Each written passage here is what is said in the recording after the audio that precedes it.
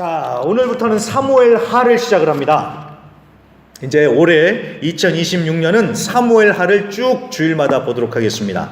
사무엘하 1장 11절부터 19절까지 봉독해 올리겠습니다. 구약성경 463페이지에 있습니다. 구약성경 463페이지 사무엘하 1장 11절부터 19절입니다. 사무엘하 1장 11절부터 19절까지 찾으신 줄로 믿고 제가 봉독해 올리겠습니다. 이에 다윗이 자기 옷을 잡아 찢음에 함께 있는 모든 사람도 그리하고 사울과 그의 아들 요나단과 여호와의 백성과 이스라엘 족속이 칼의 죽음으로 말미암아 저녁 때까지 슬퍼하며 울며 금식하니라. 다윗이 그 소식을 전한 청년에게 묻되 너는 어디 사람이냐? 대답하되 나는 아말렉 사람 곧 외국인의 아들이니이다 하니 다윗이 그에게 이르되 내가 어찌하여 손을 들어 여호와의 기름 부음 받은 자 죽이기를 두려워하지 아니하였느냐 하고 다윗이 청년 중 한 사람을 불러 이르되 가까이 가서 주를 죽이라 하매 그가 침에 곧 죽으니라. 다윗이 그에게 이르기를 내 피가 내 머리로 돌아갈지어다. 내 입이 내게 대하여 증언하기를 내가 여호와의 기름 부음 받은 자를 죽였노라 함이니라 하였더라. 다윗이 이 슬픈 노래로 사울과 그의 아들 요나단을 조상하고 명령하여 그것을 유다 족속에게 가르치라 하였으니 곧 활노래라. 야살의 책에 기록되었으되 이스라엘아 내 영광이 산 위에서 죽임을 당하였도다. 오호라 두 용사가 엎드려졌도다. 아멘. 자, 거기까지입니다. 자, 사무엘하 첫 번째 시간 다윗 사울의 죽음 앞에 울다라는 제목으로 말씀 증거하겠습니다. 자, 올해 우리 교회표가 다시 성령으로입니다. 이 세상 만사가 힘으로도 능으로도 안 되죠. 또 그렇다고 해서 우리가 뭐 힘이 있는 것도 아니고 능력이 있는 것도 아니고요. 우리는 힘도 없고 능력도 없습니다. 그렇기 때문에 정답은 성령밖에 없습니다. 오직 성령으로입니다. 오직 성령으로밖에 우리는 살아갈 수가 없는 것입니다. 자, 그런 현실을 보여주는 아주 분명한 예시가 찾아보니까 바로 이 사무엘하에 나오는 다윗이더라고요. 이 다윗은 이제 사무엘하에서 왕좌에 오릅니다. 그리고 이제 왕이 됩니다. 그러면 이제 모든 것을 다 가졌다고 할 수가 있지 않겠습니까? 그럼 이제 꽃길만 펼쳐지는구나 이렇게 그럴 줄 알았는데 여러분 인생이란 게 그렇게 단순하지 않지요. 다윗이요 올라갔다 막 바닥까지 떨어졌다가 막 롤러코스터를 탄 것처럼 정신이 없습니다. 자, 그런 다윗을 하나님께서 어떻게 이끌어 가시는지 그것을 우리가 이 사무엘하를 통해서 함께 살펴보면서 이번 또 2026년 한 해를 같이 보내보도록 하겠습니다. 자, 그래서 오늘 말씀 이제 사무엘하 1장 전체를 한번 볼 텐데요. 자, 1절 한번 보시길 바랍니다. 1절 사울이 죽은 후에 라고 이렇게 말씀이 시작이 됩니다. 사울이 죽은 후에. 자, 사울이 죽었다는 겁니다. 사울 왕이 죽었어요. 자, 사울 왕이 어떤 사람인지 다들 기억하시죠? 사울이 얼마나 다윗을 못살게 굴었습니까? 못 잡아먹어서 그냥 아주 안달이었죠. 그리고 정말 다윗을 죽이려고 했습니다. 그래서 다윗이 수년을 쫓겨다니고 다니다가 오죽하면 철천지 원수인 블레셋이라는 나라에 망명을 하기까지 했습니다. 여러분, 블레셋은 다윗이 죽인 골리앗의 나라예요. 그러니 그 나라 사람들이 다윗을 얼마나 미워했겠습니까? 자, 그런데도 불구하고 다윗이 내가 갈 곳이 저 원수의 나라밖에 없구나 이렇게 생각을 했겠죠. 그러니까 환영받지도 못하는 땅으로 가서 온갖 수모를 당하고 미친 척까지 하면서 겨우 살아남습니다. 다윗이 얼마나 미친 척을 했냐면요, 침도 막 질질질 하면서 흘리고요. 그 다음에 저 문짝 이렇게 잡고 거기에다 막 뭐 글씨 쓰는 척하고 그렇게 미친 척을 해서 다윗이 겨우 살아남습니다. 그러니까 자존심까지 다 내팽개치고 그렇게 살았어요. 자, 그게 다 누구 때문이라고요? 사울 때문이에요. 사울. 자, 그런데 그렇게 자기를 괴롭히던 사울이 죽었다는 거예요. 자, 보통 사람 같으면 어떻게 했겠습니까? 야, 그래, 이 사울 이놈 잘 죽었다 하면서 하나님이 너 심판했다 막 사울 욕을 하면서 막 속 시원하게 여겼겠죠. 그런데 여러분, 다윗은 다르더라는 거예요. 다윗은 다릅니다. 아마 그래서 하나님은 다윗을 사랑하시고 왕으로 세우셨던 것 같습니다. 그런 다윗의 모습을 중점적으로 한번 오늘 살펴보도록 하겠습니다. 자, 1절 계속해서 한번 눈으로 따라와 보세요. 1절이요. 자, 사울이 죽은 후에 다윗이 아말렉 사람을 쳐 죽이고 돌아와서 시글락이라는 곳에 있었대요. 자, 아말렉 사람들이 다윗과 그 부하들의 가족들을 다 잡아갔었습니다. 다윗과 부하들이 얼른 쫓아가서 다 구출을 해온 거예요. 그 아말렉 사람들 대파를 하고 구출을 해왔습니다. 그래서 지금 분위기가 굉장히 좋아요. 우리가 이겼다. 우리 가족들도 구출해왔다. 굉장히 분위기가 업된 상태입니다. 그런데 2절, 사흘째 되는 날에 한 사람이 다윗을 찾아왔다고 하죠. 근데 보니까 행색을 보아하니까 옷은 다 찢어졌고요. 머리는 산발에 흙이 묻어있고 그렇더래요. 자, 심상치 않다는 것을 느꼈는데 아니나 다를까 3절에 보니까 그 사람은 이스라엘 진영에서 도망을 쳐왔다고 합니다. 자, 사무엘상 31장에 보면은 사울이 마지막으로 참전한 전쟁이 갈보아입니다. 갈보아 전투입니다. 갈보아 전투. 자, 그 전투에서 이렇게 지금 도망쳐 왔다는 거예요. 그러면서 4절에 이 사람이 패전의 소식을 전합니다. 이스라엘 군사들이 다 도망쳐버리고 사울과 그의 아들 요나단도 죽었다라고 이렇게 소식을 전해줍니다. 자, 요나단은 사울의 아들이지만 다윗에게는 절친, 찐친이에요. 정말 생명처럼 아끼는 친구였습니다.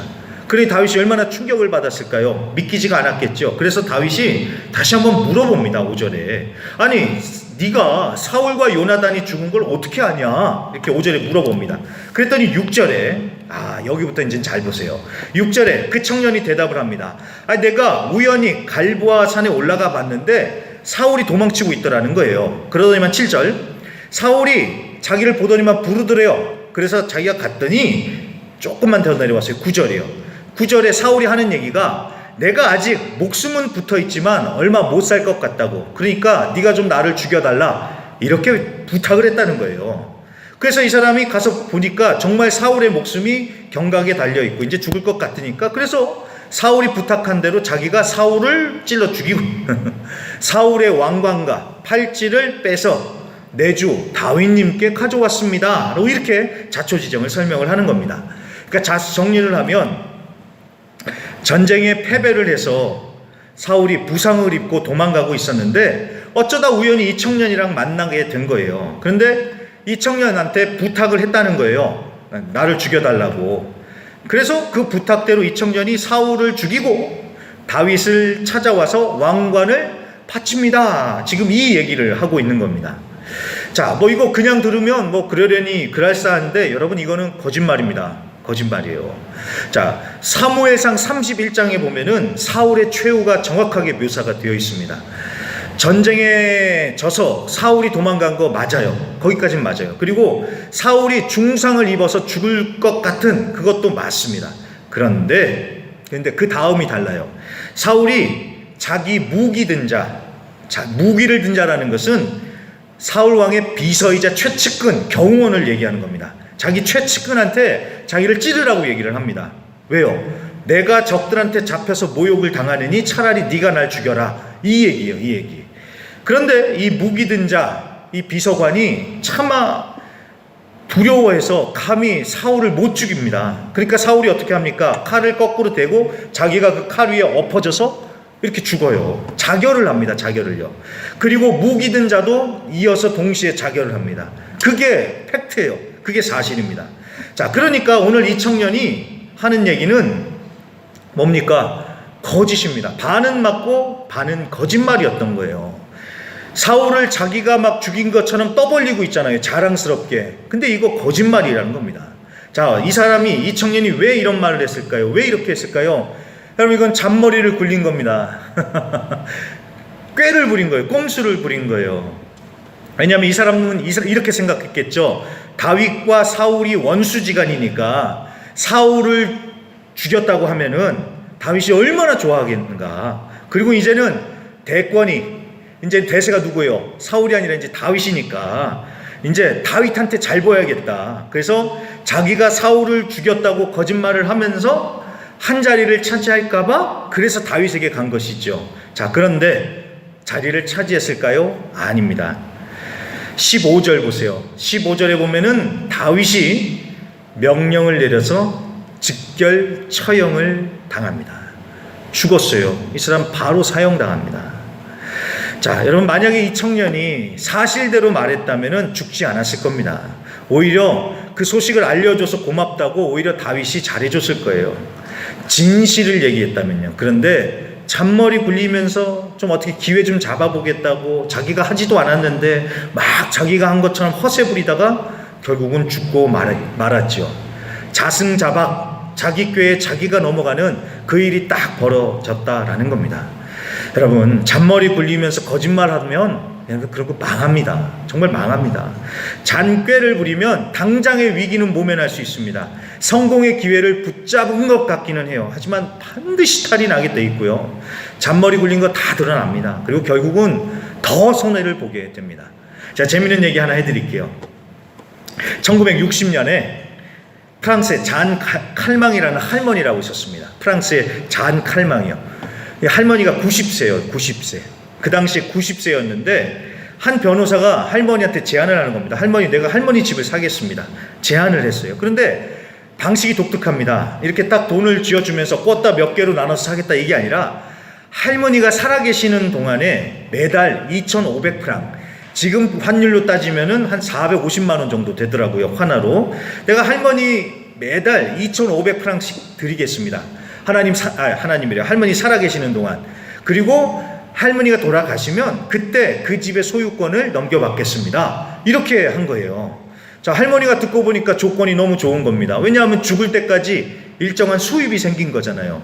그리고 이제 변호사는 생각을 했겠죠. 나이 90 먹으신 할머니가 살아봤자 얼마나 사시겠냐. 그래서 목돈 안 들이고 적은 돈으로 내가 집이 생길 거다. 그러니까 한마디로 이게 머리를 굴린 거죠. 잔머리를요. 근데 이를 어쩔까요? 이 90이었던 이 할머니가요, 1년이 지나고 2년이 지나고 5년이 지나고 10년이 지나도 아주 정정하신 거예요. 20년이 지나도 짱짱하게 살아계시는 겁니다. 그리고 30년쯤 되니까 오히려 이 변호사가 먼저 죽은 겁니다. 이때 변호사의 나이가 77세였대요.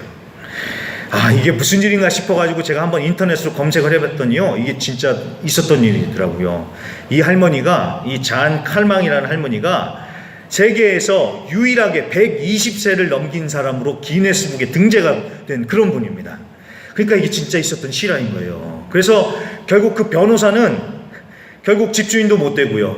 변호사의 자녀들이 이 할머니 사후의 집을 넘겨받았는데 할머니가 살아계실 때까지 꼬박꼬박 이제 돈을 냈잖아요. 그래서 그걸 다 계산을 해보니까 집값의 2배였다고 합니다.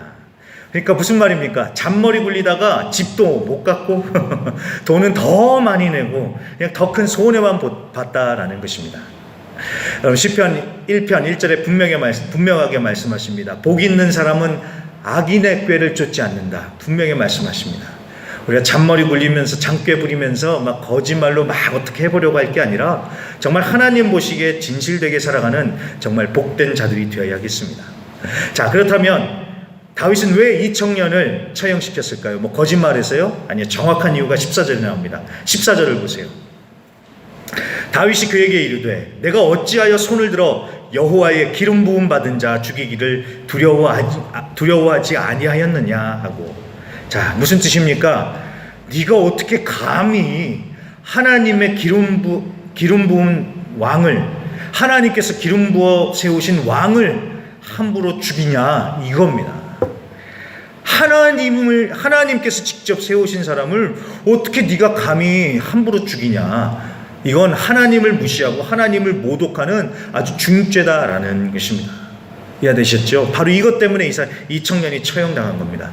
하나님이 기름 부어 세운 왕을 어떻게 네가 함부로 죽였냐? 어떻게 네가 하나님을 무시하고 하나님을 모독했냐? 이겁니다. 사실 다윗도요, 사울을 죽일 기회가 여러 번 있었습니다. 지척에서 칼 한 방으로 사울을 죽일 수 있었습니다. 하지만 아무리 사울이 미워도 하나님이 기름 부어 세우신 왕이잖아요. 그렇기 때문에 하나님을 존중하고 하나님을 두려워함으로 인해 다윗은 사울을 죽이지 않고 살려줍니다. 부하들이 조르죠. 왕이시여, 그냥 우리 죽여버립시다 해도 다윗은요, 여호와의 기름 부음을 받은 자를 치는 것은 죄다라고 하면서 단호하게 금지합니다. 세우신 분도 하나님이시니 치시는 것도 하나님이 하신다는 거예요. 그러니까 하나님의 주권, 하나님의 자리를 자기가 넘보지 않겠다. 지금 그 얘기를 하는 겁니다. 자, 바로 이걸 하나님이 보시고 다윗을 더욱 사랑하셨던 것 같습니다. 항상 하나님을 두려워하고 하나님을 먼저 생각하는 그 마음이요. 그래서 사무엘상 2장 30절 한번 띄워봐 주세요. 사무엘상 2장 30절. 이제 나 여호와가 말하노니 나를 존중히 여기는 자를 내가 존중히 여기고 나를 멸시하는 자를 내가 경멸하리라. 아멘. 다윗이 하나님을 존중하니까 하나님도 다윗을 이렇게 존중해 주시더라는 것입니다. 자, 그뿐만이 아닙니다. 이제 17절에 보시면은 다윗이 사울과 그 아들 요나단의 죽음을 슬퍼하면서 노래를 지어서 가르쳤대요.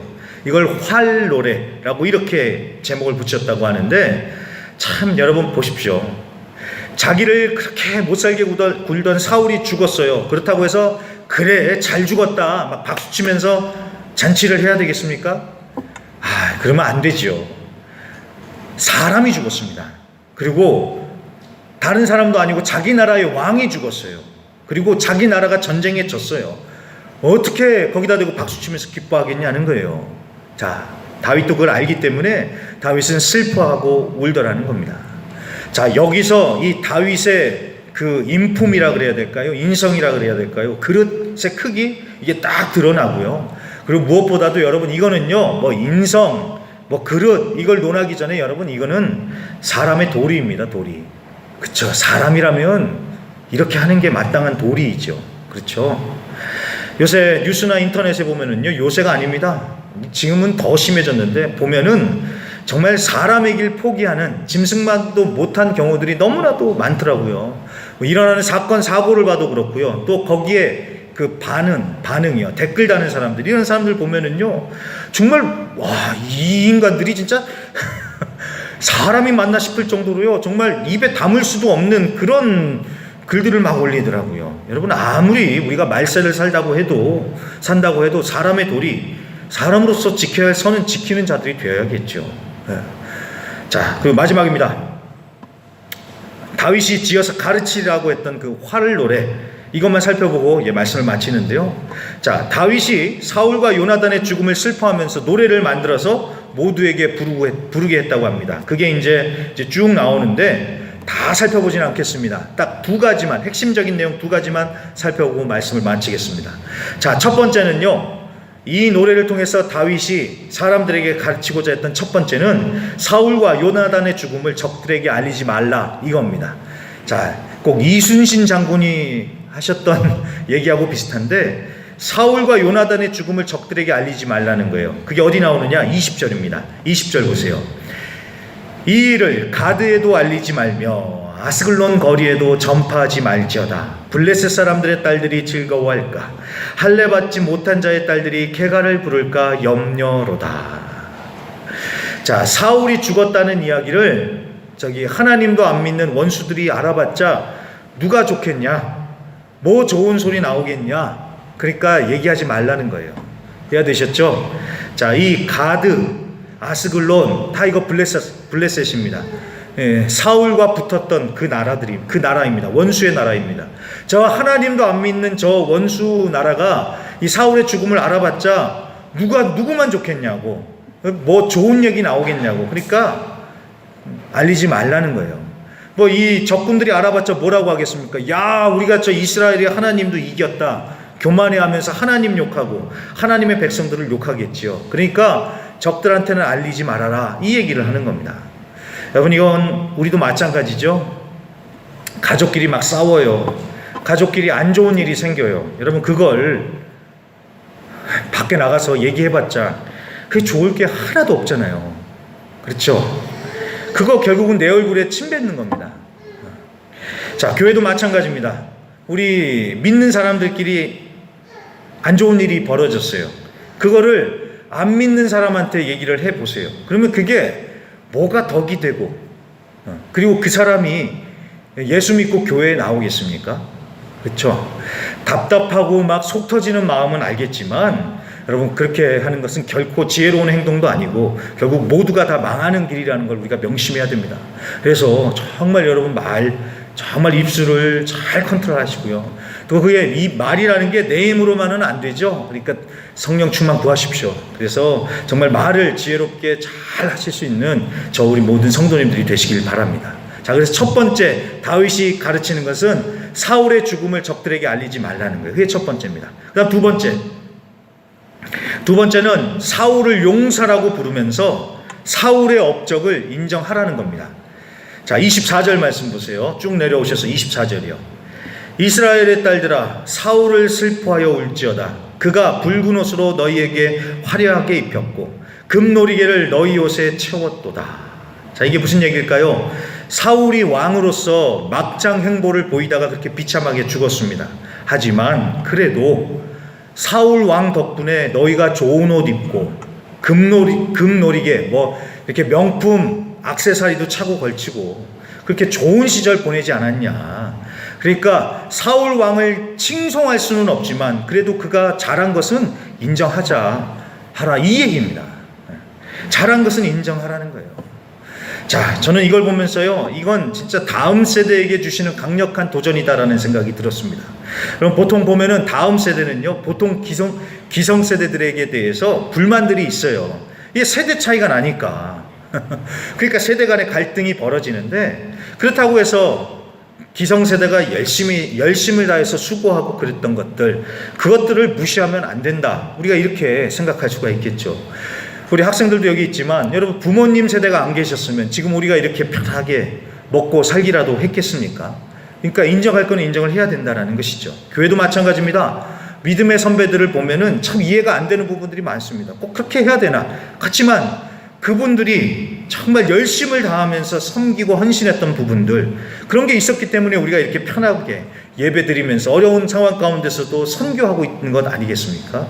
그리고 그분들이 가졌던 하나님을 향한 열심, 그 진실된 마음, 그거는 인정을 해야죠. 그렇죠? 그래서 인정할 것은 인정하라 이겁니다. 자, 그런데 또 반대로요. 그렇다고 해서 앞선 세대가 또 그걸 강요하는 것은 흔히 하는 말로 에바지요. 오버입니다. 오버. 야, 내가 그만큼 희생하고 고생했으니까 이제는 너희들이 나한테 잘해라. 자, 여러분, 당연히 존중하고 잘해드려야죠. 근데 그거를 자기 입으로 그렇게 얘기해요? 그걸 강요해요? 그거는 아니죠. 물론 존중받지 못한다는 생각이 들어서 섭섭할 수도 있어요. 그렇지만 진짜 어른이라면, 진짜 하나님을 믿는 사람이라면 여러분 그러면 안 되는 거 아니겠습니까? 하나님을 믿는 사람이 어디 바라고 대접받으려고 섬기고 봉사하는 거 그런 게 어디 있어요? 우리가요. 그저 하나님의 은혜가 감사해서 우리는 그냥 섬기는 것이고, 그리고 잊어버리는 것이죠. 그리고 하나님이 또 그만하라 그러면 또 우리는 또 조용히 그냥 사라지면 되는 겁니다. 그게 진짜 하나님의 사람, 성령의 사람 아니겠습니까? 자, 제가 그런 면에서요, 지난주에 너무 충격을 받아가지고 이거는 좀 조심스럽지만 얘기를 해야 되겠습니다. 이제 막 뉴스에 알려지는 단계에서 제가 뭐라고 이렇게 단정 지을 수는 없지만 그래도 조심스럽게 한번 좀 얘기를 좀 해보려고 합니다. 지난주에요, 한국교회에 너무나도 잘 알려진 교계 어르신입니다. 저도 이 목사님의 책이나 설교들을 통해서 많은 정말 도움을 받았는데 그 목사님의 뉴스가 뜬 거예요. 자, 이 목사님이 그 교회의 원로 목사님으로 계시다가 이제는 나가서 개척을 하시겠다고 교회에 알리고 지원금을 요청을 하셨는데, 당연히 그럴 수가 있겠죠. 아니, 다른 부목사님도 이렇게 지원해 주는데, 원로 목사님이 개척하신다는데 왜 교회가 안 돕겠습니까? 그런데 액수가 어마어마한 거예요. 그냥 몇 억이 아니라 몇십억을 말씀을 하셨다는 거예요. 그래서 제가 그 얘기를 듣고요, 처음엔 정말 쇼킹했습니다. 그런데 이제, 여러분, 아무 쉽게 판단을 하면 안 되는 것이 이쪽 얘기도 들어보고 저쪽 얘기도 들어봐야 되잖아요. 이 정보들이 이제 조금씩 이제 풀리면서 이제 이런 상황이었겠구나라는 게 이제 조금 그려지기는 합니다. 그래서 그렇구나. 이제 양쪽 입장이 이제 대강 그렇다고 제가 아는 건 아니지만 대강 그려지기는 하는데, 아무튼 좀 더 지켜봐야 되겠지만 그래도 제가 충격을 받은 것은요, 그 목사님이 이렇게 말씀을 하셨다는 거예요. 우리 교회 자산이 얼마인데 나도 어느 정도 내 지분이 있다, 이 얘기를 하셨다는 거예요. 그러면서 내가 개척한 교회고 40년간 내가 사역했다, 이 말씀을 하셨다는 거예요. 물론 이 얘기가 이 와전이 됐을 수도 있을 것 같아요. 그리고 어쩌면 악의적인 편집, 뭐 악마의 편집이라 그래서 이게 알려지면서 바뀌었을 수도 있을 것 같아요. 근데 또 한편으로 보면은 뭐 이 목사님이 그 교회를 개척을 하셨어요. 그리고 흔히 하는 말로 부흥을 하고 대형 교회가 됐습니다. 그분이 수고한 것은 맞아요. 그런데 제 마음이 너무 아팠던 건 이겁니다. 내가 했다, 내 지분, 이걸 언급하셨다는 게 너무 마음이 아픈 겁니다. 아니, 농담으로라도 그 말씀을 하시면 안 되잖아요. 여러분, 언제 우리가 지분 생각하면서 교회 섬기고 봉사합니까? 내가 지금까지 교회를 위해서 이만큼을 했는데, 내가 교회에 낸 헌금이 얼만데, 그러니까 알아달라, 보상해달라. 누가 이런 마음으로 하겠습니까? 그렇죠? 설령 농담이었을지언정 그렇게 말씀하시면 안 되죠. 그렇죠? 앞으로 일이 어떻게 될지 모르겠지만 아무튼 그 부분이 너무 마음이 아팠습니다.